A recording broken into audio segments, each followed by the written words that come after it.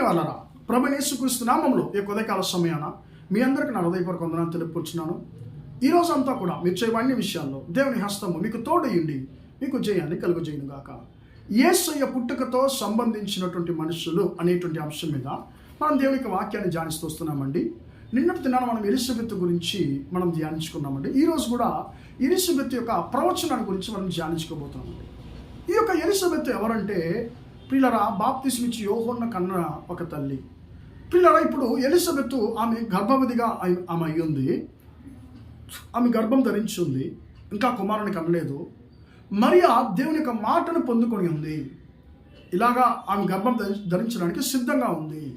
ప్రియమైన వాళ్ళారా, ఇప్పుడు ఈ మరియా ఈ యొక్క ఎలిజబెత్ను కలుసుకుంటుంది, ఆమెని చూస్తుంది, ప్రియుల ఆమెని ఆశీర్వదిస్తుంది, ఆమెకి శుభాకాంక్షలు తెలుపుకుంటుంది. ప్రియులరా, ఇప్పుడు ఏం జరుగుతుంది? మరియా యొక్క మాటలు విన్న వెంటనే ఎలిజబెత్కు రెండు కార్యాలు జరుగుతున్నాయండి.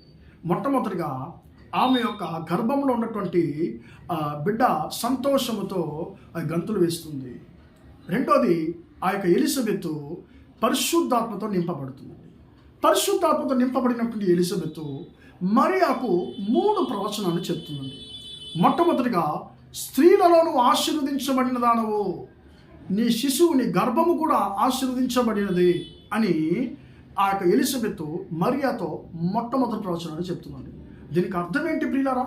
స్త్రీలలో నువ్వు ఆశీర్వదించబడిన దానం అంటే అర్థం ఏంటండి? ఈ యొక్క లోక ప్రారంభం మొదలుకొని లోక అంతం వరకు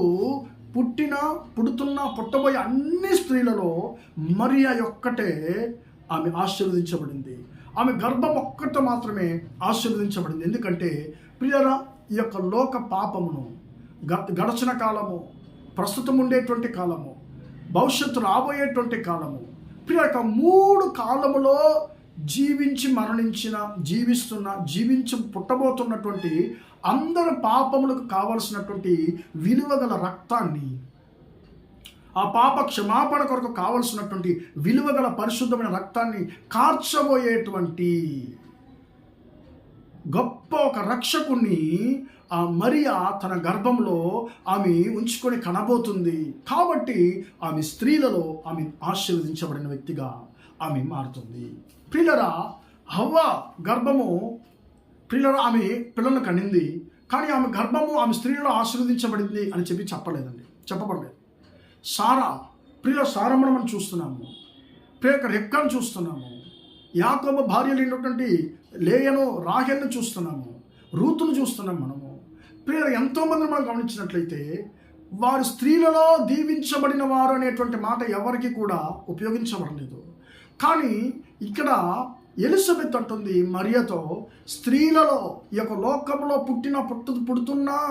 పుట్టబోతున్న అన్ని స్త్రీలలో, అందరి స్త్రీలలో నువ్వు ఒక్కదానవే స్త్రీలలో దీవించబడిన దానం, ఆశీర్వదించబడిన దానం. ఎందుకంటే ఈ లోక రక్షకుణ్ణి నీ గర్భం మోయబోతుంది. ఈ లోక రక్షకుణ్ణి కనబోతున్నావు, కుమారునిగా కనబోతున్నావు. కాబట్టి నువ్వు స్త్రీలలో ఆశీర్వదించబడిన దానవు. రెండోది, నీ గర్భఫలము కూడా ఆశీర్వదించబడింది, నీ శిశువు కూడా ఆశీర్వదించబడింది. ఎందుకు? నీకు పుట్టబోయేటువంటి శిశువు మామూలైనటువంటి మనిషి కాదు, ఈ లోక రక్షకుడు. ఈ లోక పాప పరిష్కారము కలిగించబోయేటువంటి గొప్ప మెస్సియాను కనబోతున్నావు. కాబట్టి నీ గర్భఫలం కూడా ఆశీర్వదించబడిందని మొట్టమొదటి ప్రవచనాన్ని ఆమె మరియతో చెప్తుందండి. ఆమె చెప్పినట్టు రెండో ప్రవచనం ఏంటి? నా ప్రభు తల్లి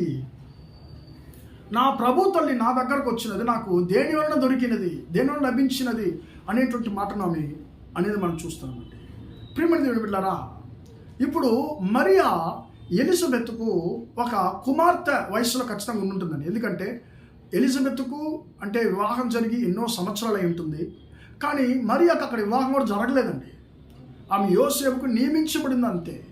అప్పుడు ఒక కుమార్తెగాని ఎలిజబెత్కుంటే మరియా వయసులో ఉండుండొచ్చు. ప్రియరా, ఇప్పుడు కుమార్తె వయసులో ఉండేటువంటి ఒక స్త్రీని చూసి తల్లి స్థానంలో ఉండేటువంటి ఒక స్త్రీ అంటుంది, నువ్వు నా ప్రభు తల్లివి. ప్రభు అంటే ఏంటండి? యజమానుడు. నువ్వు మామూలు వ్యక్తి కాదు, మామూలు స్త్రీవి కాదు, నువ్వు నా యజమానుని యొక్క తల్లివి, నా దేవుని యొక్క తల్లివి అని ఆమె ఏం చేస్తుంది ప్రియులరా? ప్రవచనం చెప్తుంది. దీని అర్థం ఏంటి? నువ్వు కనబోయేటువంటి కుమారుడు ఈ లోకాన్ని ఏలబోయేటువంటి యజమానుడు, ఈ లోకానికి రక్షకుడు. కాబట్టి నువ్వు మామూలు వ్యక్తి కాదు, మా ప్రభు తల్లివి అని ఆమె 2వ ప్రవచనాన్ని చెప్తుంది. 3వదిగా ప్రియులరా, మరియాకు ఈ యొక్క ఎలిజబెత్ చెప్పేటువంటి ప్రవచనం ఏంటి? దేవుని ద్వారా నీకు చెప్పబడిన అన్నిటిని నెరవేరును గనుక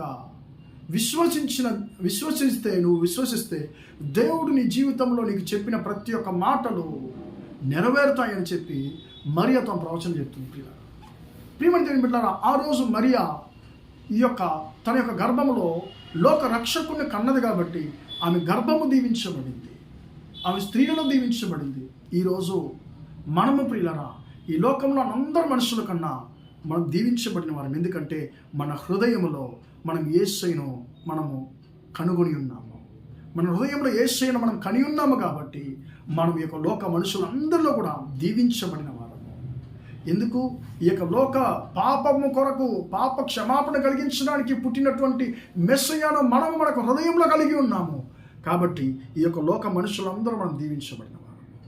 ప్రియమైన దేవుని బిడ్డలారా, చివరిగా అంటుంది, దేవుని ద్వారా నీకు చెప్పబడిన ప్రతి ఒక్క మాట నీకు నెరవేరును, నువ్వు దేవుని విశ్వసించాలి అనేటువంటి మాటతో ఆమె తన ప్రవచనాన్ని ముగిస్తుంది. ప్రియమైన దేవుని బిడ్డలారా, నీ జీవితంలో నా జీవితంలో మనం యేసుని మన హృదయంలో మన బ్రతుకులో మనం కలిగి ఉన్నామా అనేటువంటి దాన్ని ఆలోచించండి. అలా మనం కలిగి ఉంటే మనకు దేవుని ద్వారా చెప్పబడిన ప్రతి ఒక్క మాటలు నెరవేరుతాయి.